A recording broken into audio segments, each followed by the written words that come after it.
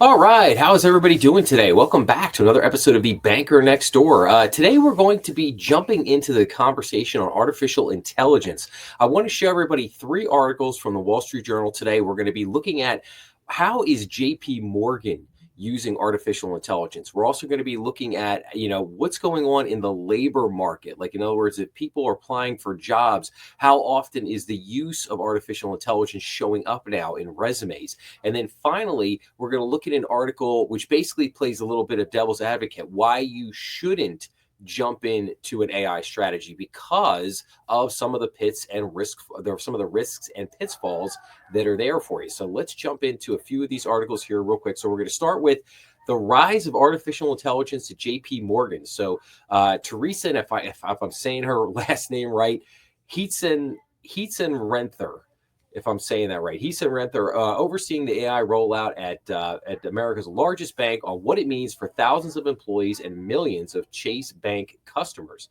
So America's banks have been using artificial intelligence to spot fraud for years. JPMorgan Chase, the country's biggest bank, is now making a bigger bet on AI, working to put it at the center of how its 300,000 employees work. In the past year, JPMorgan rolled out a tool it calls LLM Suite for most of its employees that allows them to use generative artificial intelligence from OpenAI and others. It's also adding generative AI in call centers for agents to deal with Chase Bank customers. I'm just going to call her Teresa. Teresa, JP Morgan's chief data and analytics officer, was tapped to oversee the firm's AI strategy in 2023. She isn't a software engineer or a technologist, but after more than 20 years running key businesses at JP Morgan, she was able to identify where the firm can use technology to boost productivity and had earned the trust of the company's leaders. When the generative AI wave started to really take off, we wanted to make sure that there was somebody really focused on this as a full-time job at CEO Jamie Dimon's table because of the strategic importance that we see for the future of the firm. Now, Teresa talked about where she sees AI going at JP Morgan in the next few years. So a couple of questions here for her. So how often are employees using the LLM suite? We now have 200,000 people in the firm who have the tool on their desk. Half of them use it pretty actively every day, and we estimate people use it on average for 1 to 2 hours a week. How do you think generative AI will transform work at JP Morgan? Well, think about any place in the bank where people are preparing to go and talk to their clients. Today, you have armies of people running around, pulling briefing memos together and making sure that everybody's prepped. This is a great way of being able to pull those things together more quickly. We see it in legal and any place where you've got a lot of documents, a lot of information to sift through. It's a real time saver, and in the call centers too. What are you seeing in the call centers?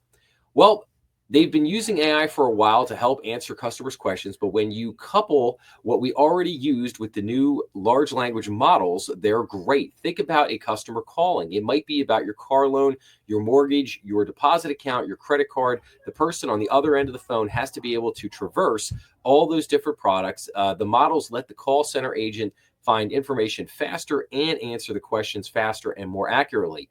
Is there any thought about developing your own large language models? Probably not. You look at the scale of these things, what they're trained on, and the cost. There are a number of them that you can work with, and they're all pretty darn impressive. Building our own model isn't how we differentiate ourselves. The secret sauce for us is how you use them with our information.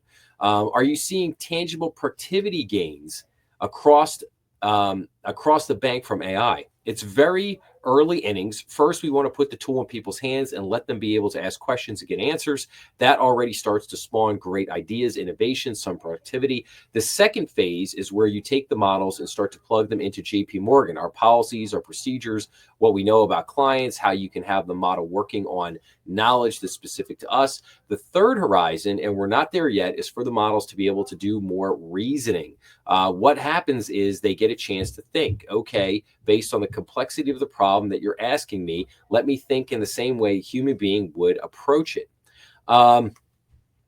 How do you think about the impact of AI on the structure of the workforce? It's too early to tell where the impacts are going to be. I think there will be impacts. I don't think that this is the death knell or elimination of loads and loads of people, unlike a lot of prior waves of technology that have been all about automating tasks.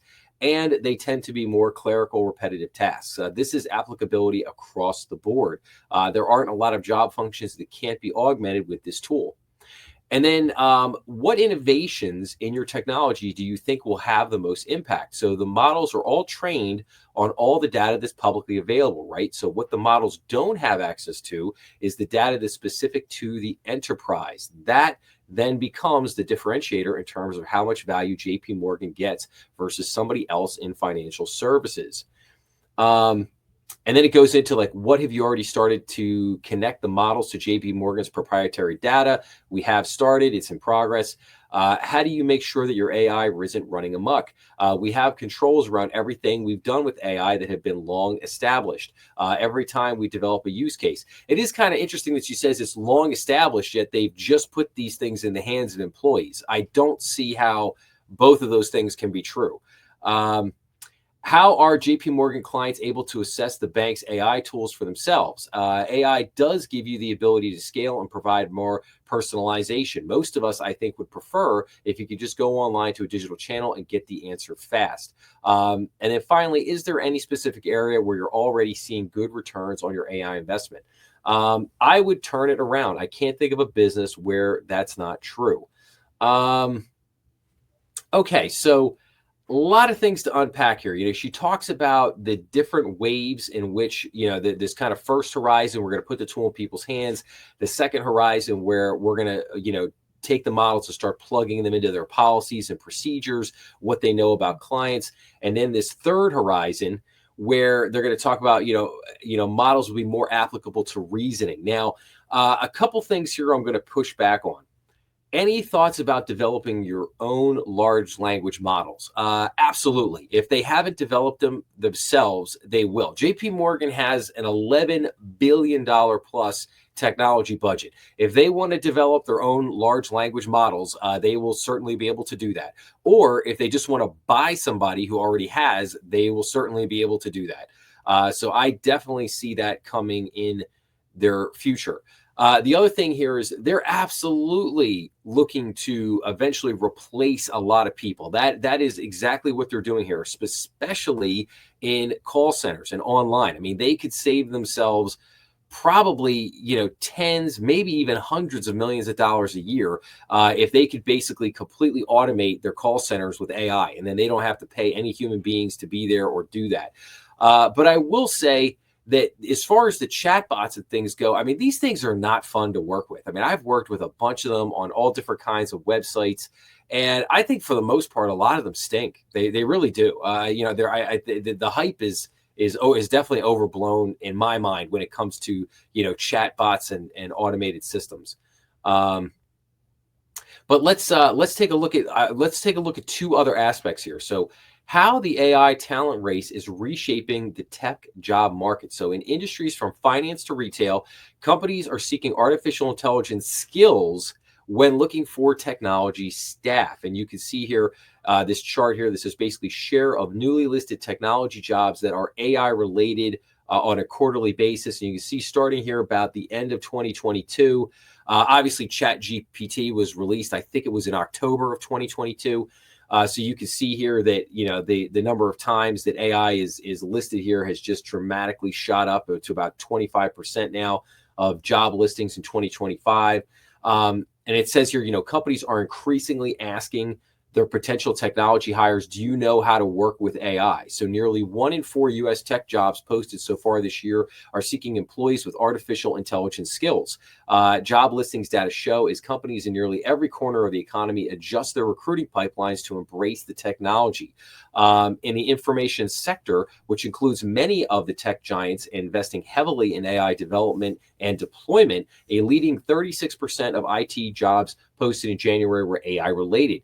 Companies in finance and professional services industries, such as banks and consulting firms, also are looking for technology staff who knows how to use or build AI algorithms and models.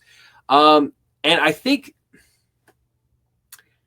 and you can see here from some of these charts here, information, how to use, ChatGPT, finance and insurance, professional services, manufacturing. Okay, we get that it's all, going up.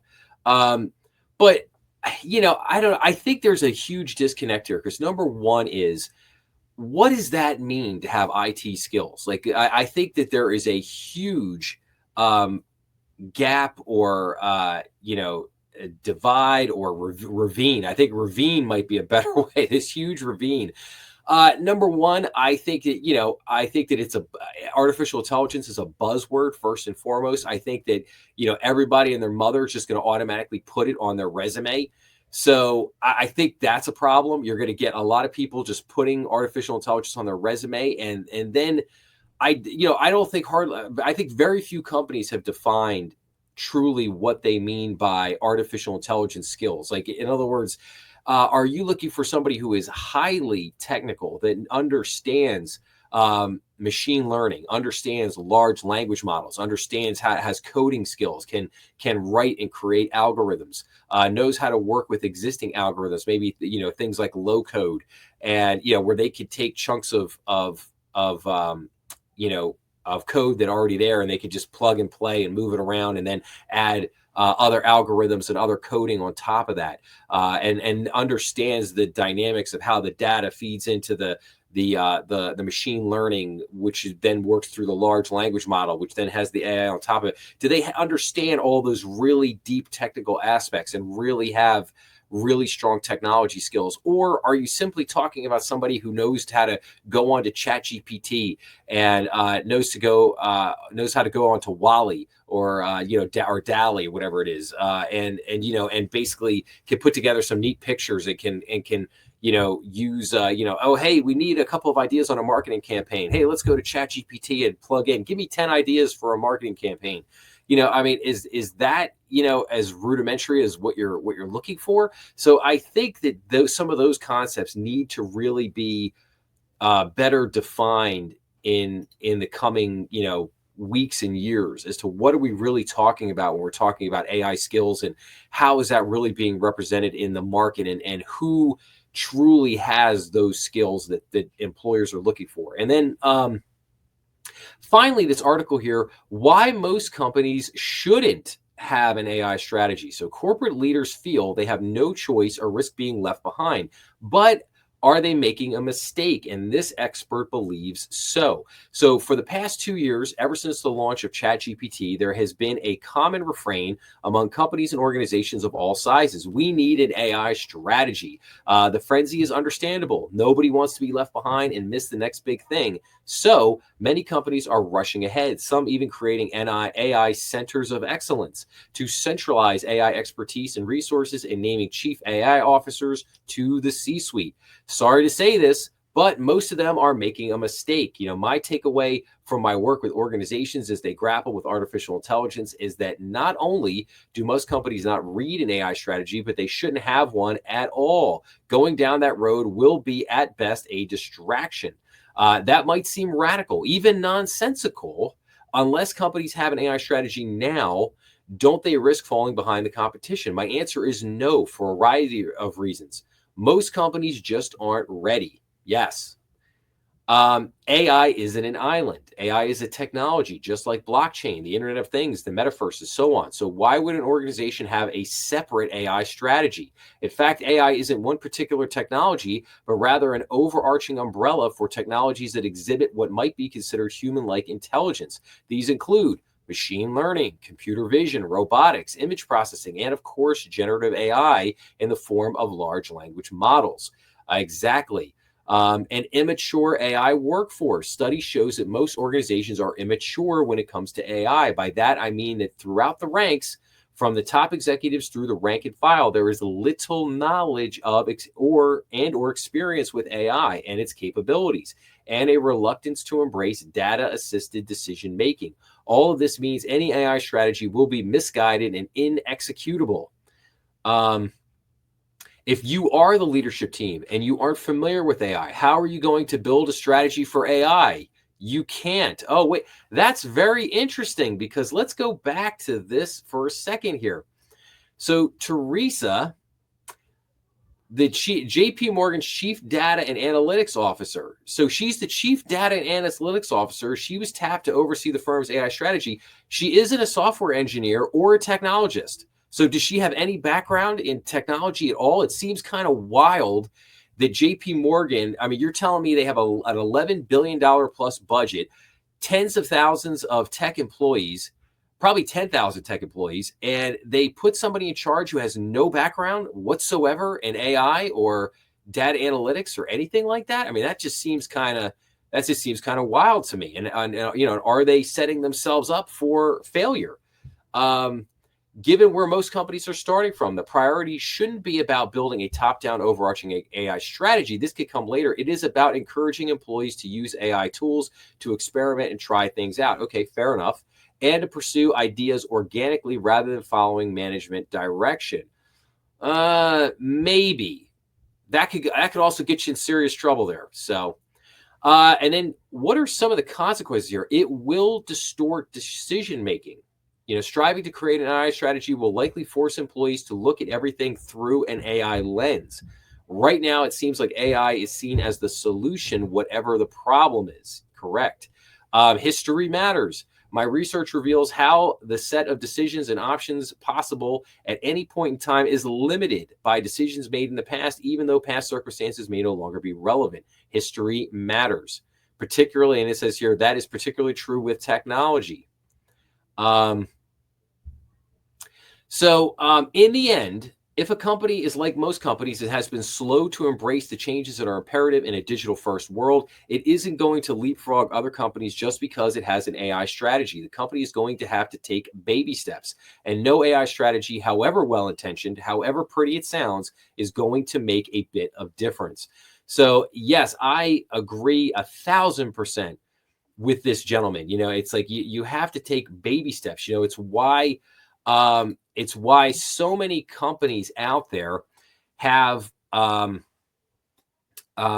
do you call it? In other words, the first thing to do is to assess where you're at. Where are you at on the maturity growth curve? Are you at the very bottom? Are you in the infant stages? Are you very advanced?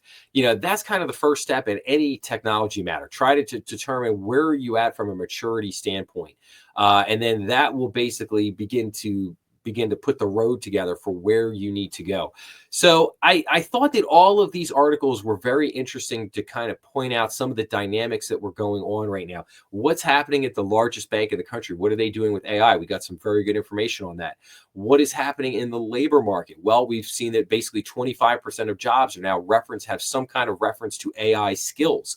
And then finally, we saw a kind of a devil's advocate article on, why you shouldn't plunge into AI and why just because you think you have an AI strategy, you need to have the right people behind it. You need to be looking at it the right way. You need to consider history. You need to consider what it will do to decision making at the company. And what kind of guardrails basically are you putting around the AI thing? So no doubt AI will continue to be a hot topic. I hope people found this episode interesting. Obviously, we'll be talking a lot more about AI in the months and years to come.